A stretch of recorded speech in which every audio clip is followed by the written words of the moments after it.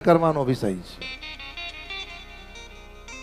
અમુકને તમે જોજો, 3 વસ્તુ પડદામાં રાખો: ઘરની પુત્રવધુ, ઘરની લક્ષ્મી અને ઘરની આબરૂ. આ 3 વસ્તુ જે ઘરમાં પડદામાં રહે છે ને, એ ઘરનું કોઈ દિવસ અહિત થતું નથી સાહેબ.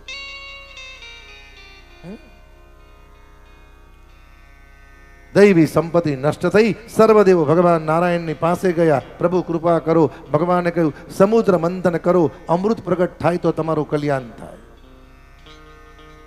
ભગવાને કહ્યું, આટલો મોટો સમુદ્ર મંથન ક્યારે કરીએ? ભગવાને કહ્યું, ભાઈ કામ હોય તો પછી એક કામ કરો, દૈત્યોનો સાથ લો. દૈત્યો સાથ આપશે? આપશે?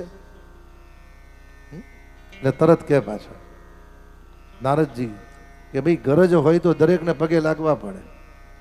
નથી જોતા આપણે? આમ ભાજપ ને કોંગ્રેસ જુદા જુદા, પણ આમ પાછા અંદર ખાને એક. તમે જોજો, આ તો વકીલો જેવું સાહેબ. કોર્ટમાં ઝઘડવાનું, બહાર આવીને ચા પાછી હાથે પીવાની. હા, ભલે જે પણ આવે દેશનું ભલું થાય સાહેબ. આપણે તો આશીર્વાદ આપવા, જે પણ આવે ભગવાન એનું ભલું કરે સાહેબ. ભગવદ અનુગ્રહ થયો. મંદરાચર પર્વતનો રવૈયો બનાવ્યો, વાસુકી નાગનું લોડું બનાવ્યું. એક બાજુ દેવો ને એક બાજુ દૈત્યો. સમુદ્ર મંથનનો પ્રારંભ થયો મહારાજ. સૌથી પહેલા વિષ નીકળ્યું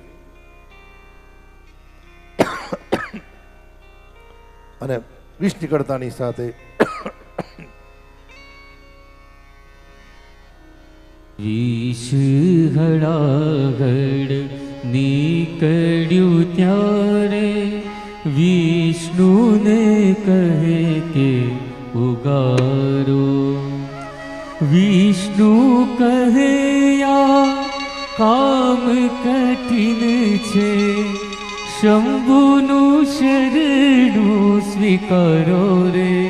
સદા શિવ આશરો એક તમારો. સર્વદેવો વિષ લઈ અને ભગવાન શિવની પાસે આવ્યા. ભગવાન ગંગાધરે વિષનો કટોરો લીધો પરીક્ષિત, અને ભગવાને વિષપાન કર્યું. પેટમાં ઉતાર્યું નથી, કંઠ સુધી રાખ્યું. ભગવાનનું નામ પડ્યું નીલકંઠેશ્વર મહાદેવ. 2-4 ટીપા વિષ નીચે પડ્યું. વિછી પી ગયા, સર્પ પી ગયા. બ્રાહ્મણે આંખે લગાડ્યું, વાણિયાએ પેટે લગાડ્યું, પટેલે જીભમાં લગાડ્યું, ક્ષત્રિયે બાહુમાં લગાડ્યું અને શુદ્રએ પગમાં લગાડ્યું. તમે જોજો, બ્રાહ્મણની આંખમાં હોય, વાણિયાના પેટમાં. જેટલું જો એટલું લઈ જાઓ. આપણે તો વર્ષોનો સંબંધ છે, ચિંતા કરશો નહીં. જાઓ, દિવાળી દિવસ તમારું હામટું કરી નાખીશ. પટેલના જીભમાં આપી દે. વાડીઓની વાડીઓ પણ જો મગજ ગયું.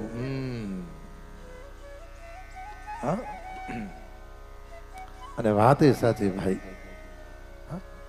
દાન અને ધર્માદાન, આ બધું જે મોટી મોટી સંસ્થાઓ આ બધું છે ને, એમાં પટેલોનું બહુ દાન હોય છે.